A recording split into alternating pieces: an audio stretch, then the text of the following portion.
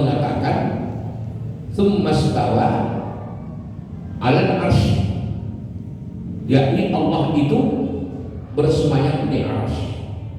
Jadi kalau paham mereka, Allah itu bersemayam di arsy.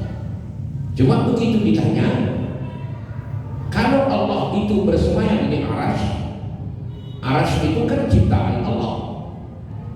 Mana lebih dahulu, adanya Allah atau adanya arsy? Pasti adanya Allah, karena Allah tidak ada permulaan. Sedangkan arsy itu Allah yang menjadikannya. Maka di manakah tempat Allah sebelum Allah menjadikan arsy? Ini nggak bisa dijawab oleh orang salafi. Orang salafi nggak bisa jawab. Kenapa? Karena mereka katakan, oh kita nggak perlu bahas sampai ke situ. Karena kan sudah cukup jelas dalam Al-Quran, Allah itu bersemayam di arsy. Mereka tidak menerima ayat ini ditakwil. Tapi oleh para ulama Ahlus Sunnah wal Jamaah menerangkan bahwa yang dimaksud istawa di situ bukan bertempat, bukan berarti yakni Allah itu mengambil tempat, karena Allah itu berdiri pada zatnya sendiri. Allah itu berdiri pada zatnya sendiri. Di mana berdiri pada zatnya itu? Zatnya itu yang tidak bertempat. Maka dikatakan Allah itu memang qiyamuhu binafsi, karena dia berdiri pada zatnya sendiri. Kalau Allah berdiri pada zat yang lain, berarti bertempat. Maka tidak mungkin. Padahal paham Ahlus Sunnah membahas tentang Allah tidak bertempat itu, Allah Subhanahu wa Ta'ala itu dikatakan bersemayam di arsy adalah meliputi seluruh apa yang dijadikannya. Maksudnya Allah itu tahu semua apa yang dijadikannya, mulai dari arsy sampai kepada anak ini, dia tahu. Tidak ada satupun yang tidak diketahui oleh Allah Subhanahu wa Ta'ala. Jadi contoh tauhid itu menunjukkan bahwa kita mesti mantap. Nggak bisa aku ikut apa kata Ustaz itu aja lah. Kalau kata Ustaz tak bertempat, aku ikut itu aja. Bukan begitu. Itu tidak bisa. Kita tetap meyakini secara pribadi bahwa Allah itu tidak bertempat. Nah, itu bedanya antara tauhid dengan syirik. Sementara kalau pendapat para ulama itu kan terbagi. Ada ulama namanya ulama mujtahid mutlak. Ada namanya ulama tarjih. Ada ulama itu adalah ulama yang tidak tarjih, tidak mujtahid mutlak, ulama kebanyakan. Tetapi dia mungkin ulama yang kebanyakan itu hanya mengambil dari pendapat ulama mujtahid mutlak. Berarti sealiran dengan itu. Saya katakan Imam Hanafi, Imam Maliki, Imam Syafi'i dan Imam Hambali itu namanya mujtahid mutlak. Mujtahid mutlak itu apa? Itulah imam yang betul-betul memiliki kemampuan untuk mengambil sebuah hukum secara pribadi. Sementara banyak ulama yang lain yang mengikut paham dari ulama itu masing-masing, yakni Imam Hanafi punya pengikut. Itu disebut namanya mazhab Hanafi. Kalau pengikutnya Hanafiyah namanya. Kalau Imam Malik, pendapat Imam Malik. Kalau ulama yang sealiran dengan Imam Malik, Malikiyah namanya. Imam Syafi'i itu pendapat dia disebut nama mazhab Syafi'i. Tapi ulama yang sependapat dengan mazhab Syafi'i namanya Syafi'iyah. Kalau Hambali juga nanti begitu. Kalau mazhab dia namanya mazhab Hambali. Kalau pengikut mazhab Hambali itu para ulama-ulamanya itu namanya Hanabilah. Nah, jadi jangan kita katakan menurut pendapat Syafi'iyah. Nah, Syafi'iyah itu apa? Ulama-ulama yang sealiran dengan Imam Syafi'i. Tapi kalau oleh Syafi'i berkata Imam Syafi'i, pendapat Imam Syafi'i, itu pribadi dia. Itu pribadi dia yang berkata seperti itu. Tidak, bukan pendapat para pengikutnya, tapi itu memang pendapat pribadinya. Kemudian seorang ustaz, ini ustazlah dulu contoh, tidak bisa mengatakan kalau sekarang ini, kalau ada ustaz umpamanya mengaji, ada jamaah bertanya, permisi Pak Ustaz, ya, bagaimana menurut pendapat Pak Ustaz tentang hari raya yang berbeda ini? Umpama dijawabnya, menurut pendapat saya, hati-hatinya di mana? Pertama, ustaz itu tahu tidak masalah ilmu falak. Kedua, ustaz itu ngerti tidak sebuah perbedaan antara hisab dan ruqyah. Tahu nggak nih? Kalau nggak ngerti, lebih bagus dia menerangkan menurut pendapat para ulama yang mengeluarkan fatwa tentang ruqyah, itu bagus. Artinya apa? Mengambil pendapat ulama yang bekerja tentang ruqyah, atau menurut para ulama yang bekerja tentang penetapan tanggal 1 Dzulhijjah melalui hisab, adalah silakan. Tapi kalau bilang menurut pendapat saya, tengok dulu ustaznya. Kenapa? Ustaz itu kan bukan semuanya bisa. Dia mungkin bisa ceramah, belum tentu bisa mengeluarkan hukum.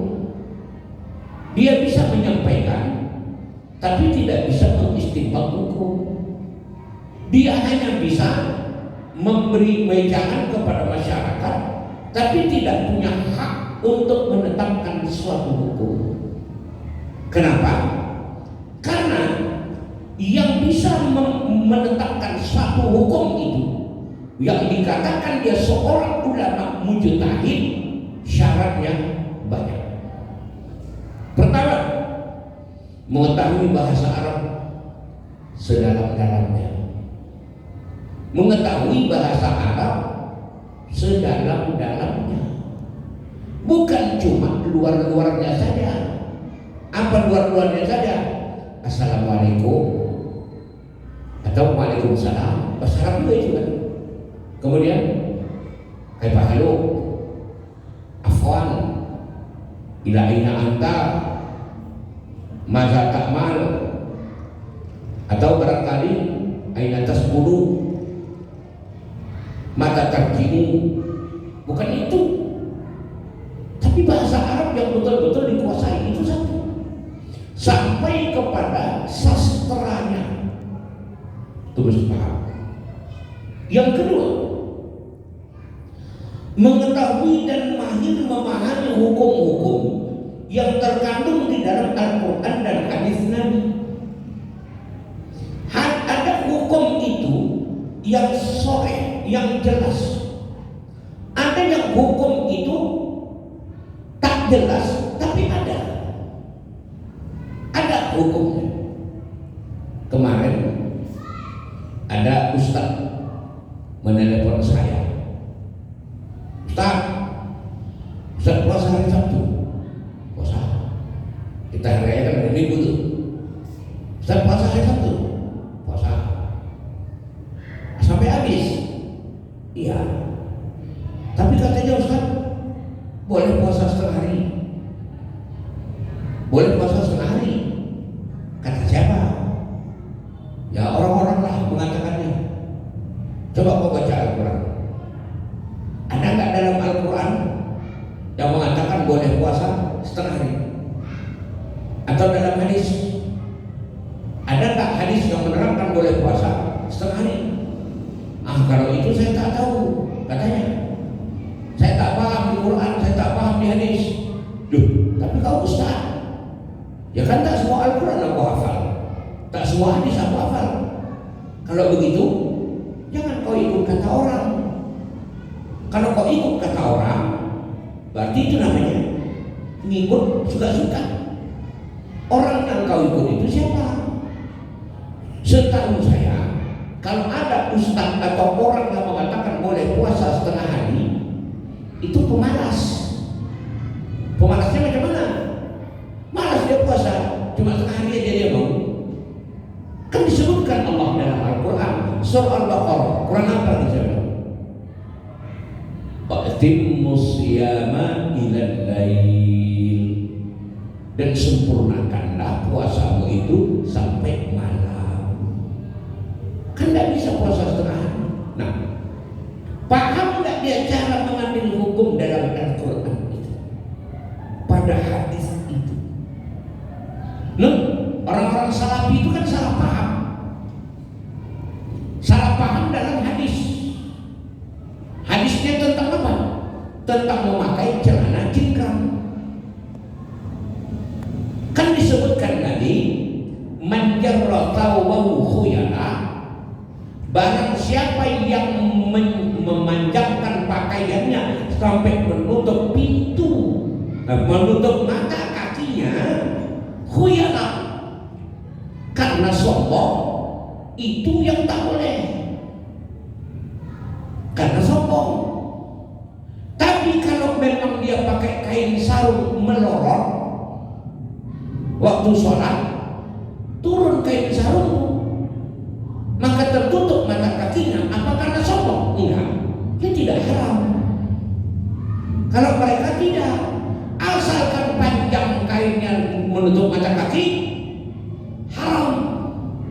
Kan berarti mereka tidak paham memahami hadis itu. Suka-sukanya aja, yang penting asal tutup mata kaki. Nah, itu paham mereka. Salaf itu begitu.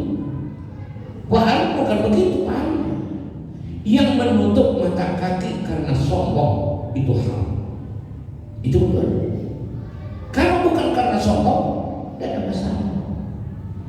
Makanya waktu itu Abu Bakar Siddiq radhiyallahu anhu sempat bertanya kepada Nabi, "Ya Rasulullah, bagaimana dengan kainku ini?" Baju, waktu itu baju Abu Bakar agak dalam. Dijawab Nabi, "La ba'sa ma'ash." Tidak mengapa, tidak ada masalah. Nah, ini paham nggak bagaimana cara mengistinbat hukum itu? Kan kalau orang-orang itu, orang-orang salafi itu mengatakan asal tak dibuat Nabi bid'ah, asal tak dilakukan Nabi bid'ah, asal tak pernah diamalkan Nabi bid'ah. Beda dengan paham Ahlussunnah wal Jamaah. Segala amaliyah yang baik, walaupun tak dilakukan Nabi, tapi bisa mendatangkan dalil kebaikan itu, boleh diamalkan. Kalau mereka tidak.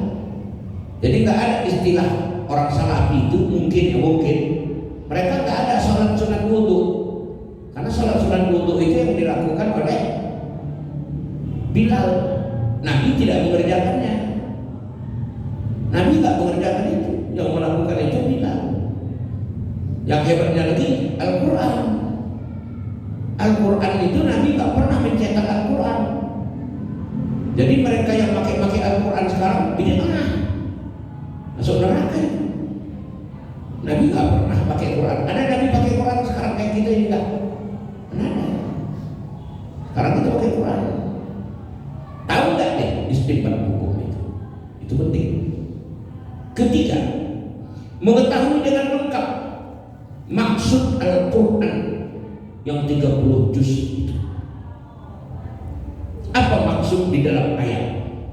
Ada namanya kalau di dalam istilah dilalah namanya. Dilalah itu apa? Tunjukkan ayat itu apa.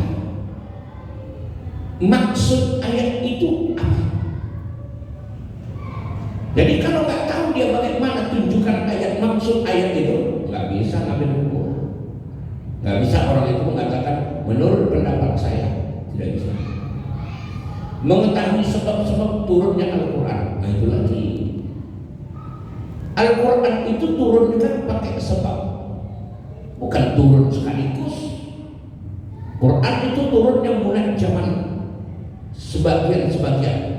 Setelah Allah buat Al-Quran itu lalu diturunkan di Lauh Mahfuz. Itu ditumpuk di mana, diletakkan di Lauh Mahfuz. Dari Lauh Mahfuz itu diambil sedikit, diambil Jibril, kasih sama Nabi Muhammad. Ambil sedikit, kasih sama Nabi Muhammad. Sesuai dengan peristiwa dan kejadian apa yang ada pada masa itu. Itu disebut namanya asbabul nuzul. Kalau hadis namanya asbabul wurud. Hadis itu kenapa keluar hadis ini? Kenapa terjadi hadis ini? Itu mesti ada, mesti tahu. Kemudian mengetahui segala hadis-hadis yang bersangkutan dengan hadis. Hadis itu ada kelasnya. Ada sahih bid'ati, sahih bi ghairihi. Ada namanya hasan, ada namanya hadis gharib, ada namanya hadis mursal, ada namanya hadis mutawatir, ada namanya hadis masyhur, ada namanya hadis mu'an'an, macam-macam. Banyak istilah nama hadis itu. Tahu nggak? Umpama innamal a'malu binniyat. Semua ya, hampir semua, saya berani mengatakan begini, semua umat Islam tahu hadis itu. Kenapa? Karena hadis itu sangat masyhur. Hadis itu mutawatir, terkenal. Asal berbicara soal niat, innamal a'malu binniyat. Semua orang hampir tahu semua.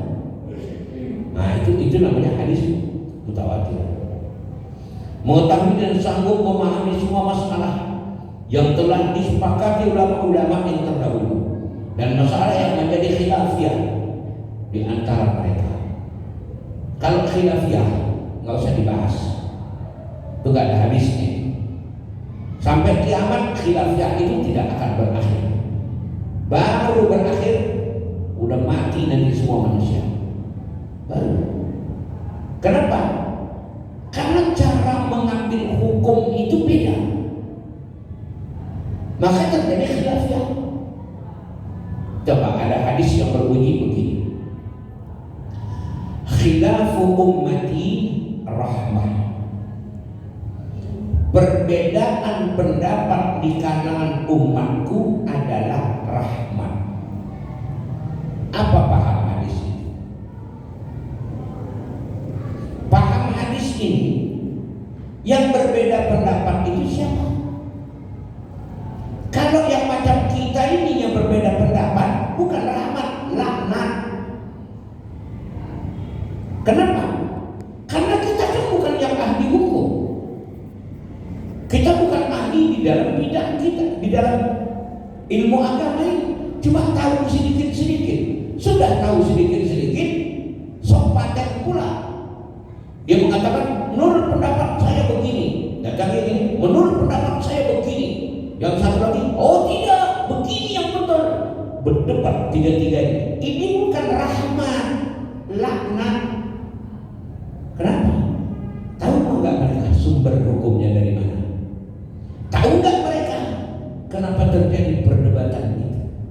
Kenapa terjadi perbedaan itu?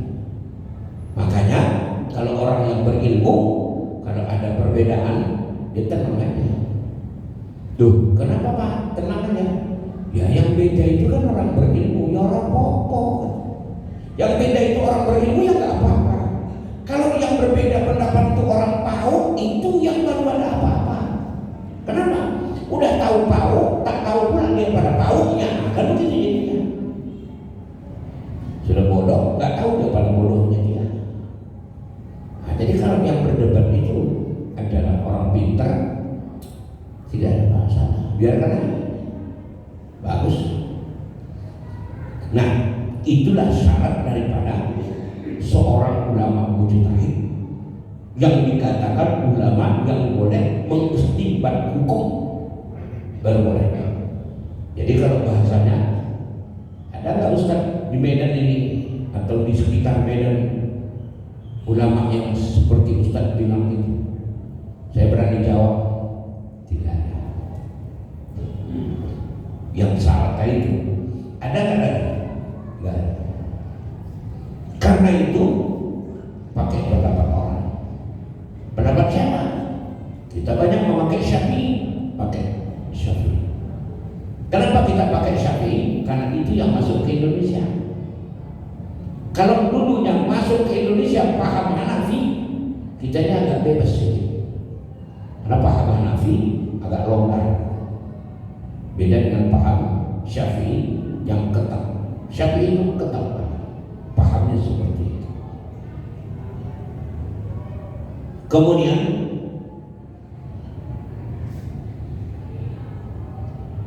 memperhatikan syarat-syarat mujtahid di atas. Terasa benarlah dalam diri seorang bahwa mujtahid itu adalah bukan soal yang mudah, semudah kita mengucapkannya. Kalau boleh dikatakan mujtahid yang demikian itu hampir mustahil diperoleh, lebih-lebih pada zaman yang sekarang ini, karena penuh dengan pengaruh duniawi seperti zaman kita ini. Jadi kalau zaman sekarang ada lagi bahaya.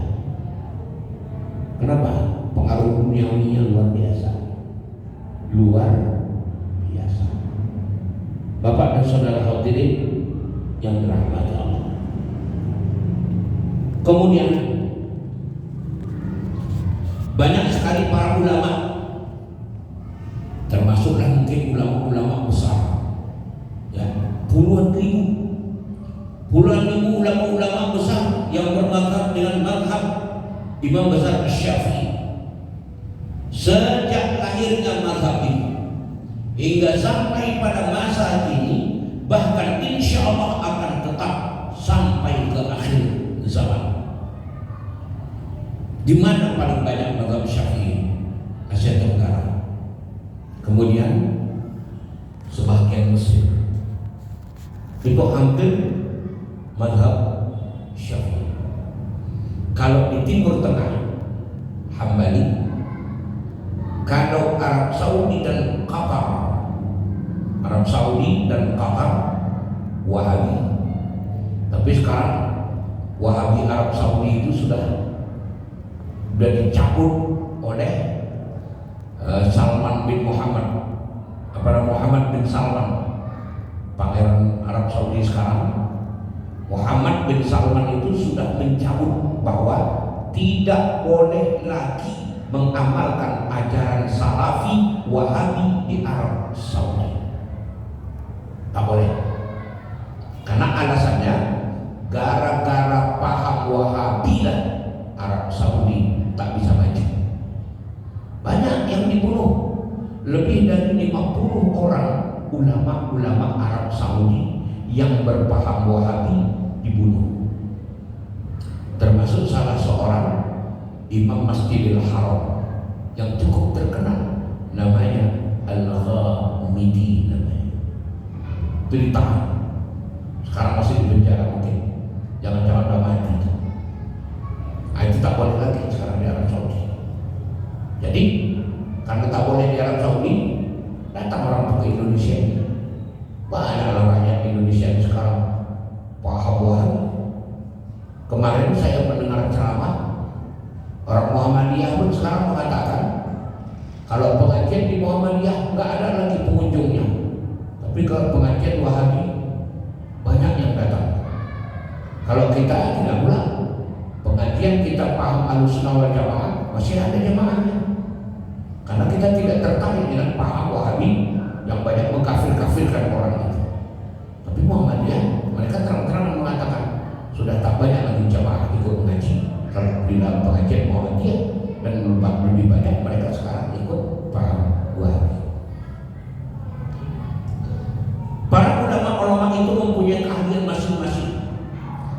bidang pengetahuan agama, ada pula di bidang pengetahuan umum, yakni mereka itu berhari-hari, bertahun-tahun lamanya mendalami suatu ilmu.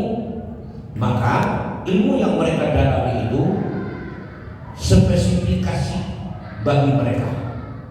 Namun karena mereka itu memiliki pengetahuan yang berbeda, tetapi membuat mereka tidak mampu untuk mengambil hukum seperti kemampuan Imam Syafi'i.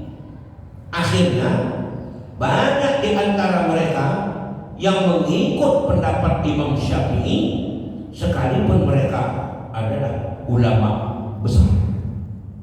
Mereka ulama tapi ikut mazhab Syafi'i. Siapa contohnya? Turmudi, perawi hadis, rawahu Turmudi. Hadis ini diriwayatkan oleh Imam Turmudi. Dia ulama hadis, mazhabnya Syafi'i. Kemudian Bukhari, wah itu yang paling terkenal. Tak ada ulama hadis yang paling tinggi kedudukan hadisnya kecuali hadis Imam Bukhari. Imam Bukhari yakni tentang keahliannya tentang hadis yang sangat-sangat jeli, sangat-sangat memilih. Kalau hadis itu ada sedikit bau-bau tak enaknya, ditinggalkan. Dia betul-betul mencari hadis yang sahih. Tapi ahlinya di bidang hadis, tetapi dia tetap mengikut pendapat mazhab Syafi'i. Kenapa? Dia tak ahli di dalam mengambil hukum itu. Dia ahli memilah hadis, tapi tak ahli di dalam mengambil hukum. Ada juga Imam Junaid Al-Baghdadi. Imam Junaid Al-Baghdadi ini adalah ulama tasawuf, ulama ikutan aliran Ahlus Sunnah wal Jamaah di bidang tasawuf. Itu tepatnya di Irak, Junaid Al-Baghdadi. Kemudian ada ulama tasawuf juga yang banyak diikut oleh orang Indonesia, Imam Al-Ghazali. Tetapi yang lebih dulu Imam Junaid Al-Baghdadi. Ada lagi yang juga bergerak di bidang hukum, di bidang tasawuf ini, yakni pengarang kitab Al-Hikam, yakni Ibnu Athaillah As-Sakandari. Itu juga terkenal. Abu Daud, riwayat hadis. Kemudian Tabrani ini adalah perawi hadis yang tidak pernah ketinggalan. Rawahu Tabrani. Nah, itu biasa didengar. Mazhab Syafi'i. Kemudian yang paling aneh adalah pengarang penyusun pertama kitab tauhid,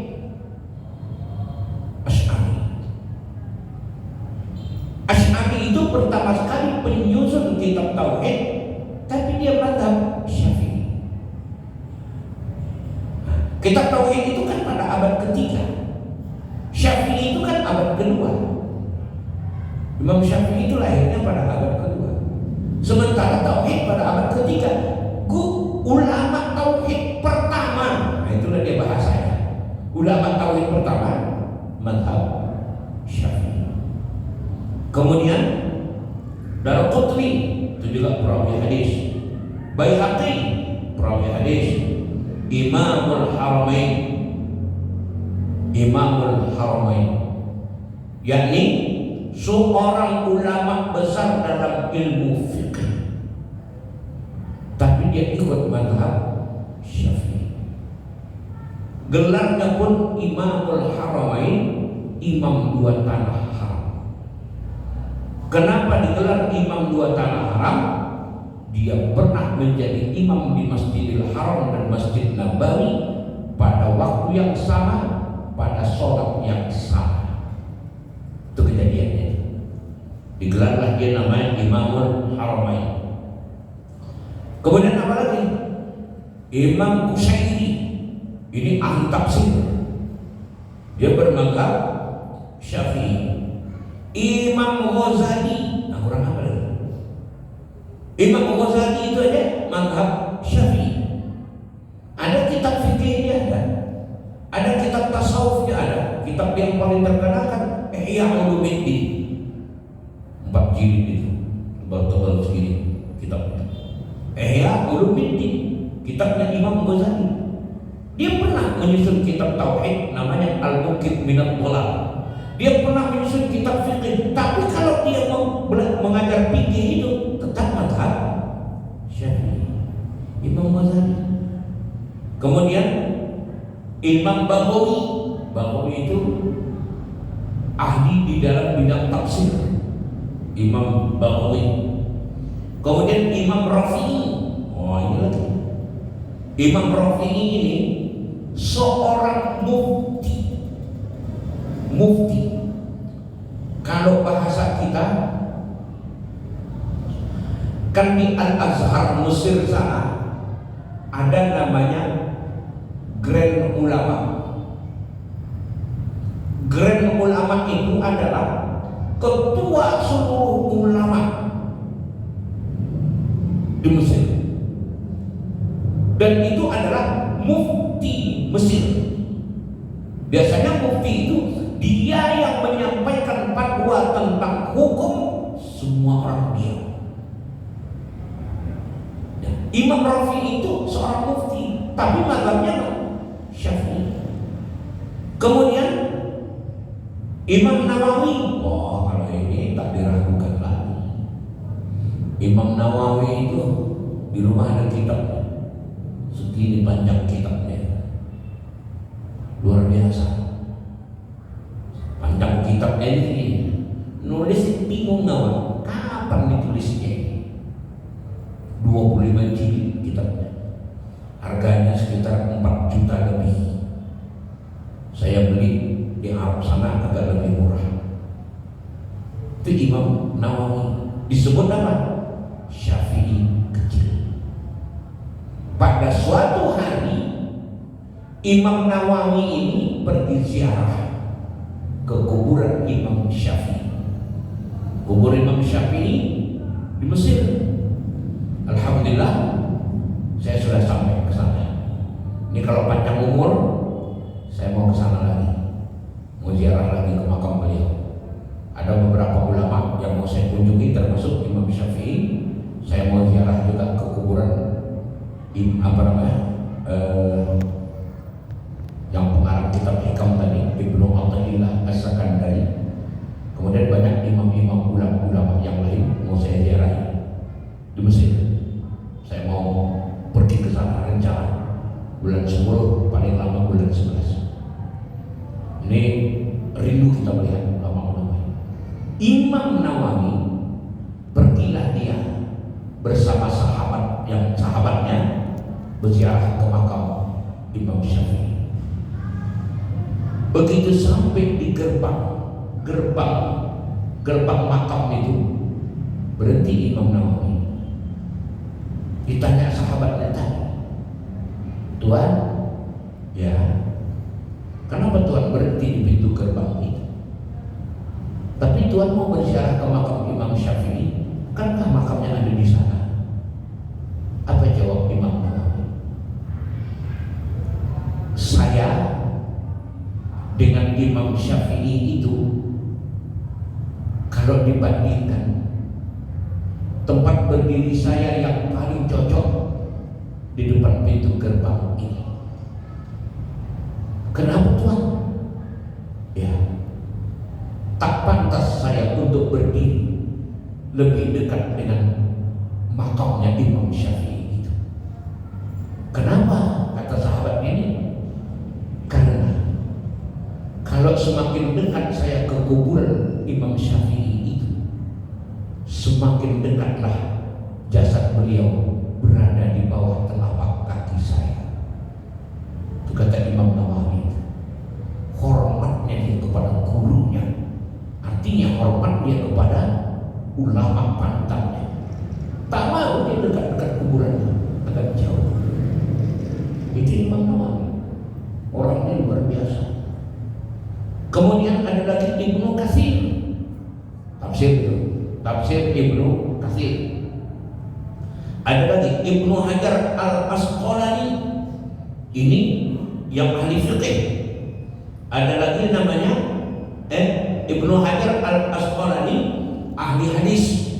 Sedangkan Ibnu Hajar Al-Haytami ahli fikih, dan itu pengarang kitab. Kemudian ada namanya lagi An-Nasai, perawi hadis. Tak terhitunglah ulama banyak.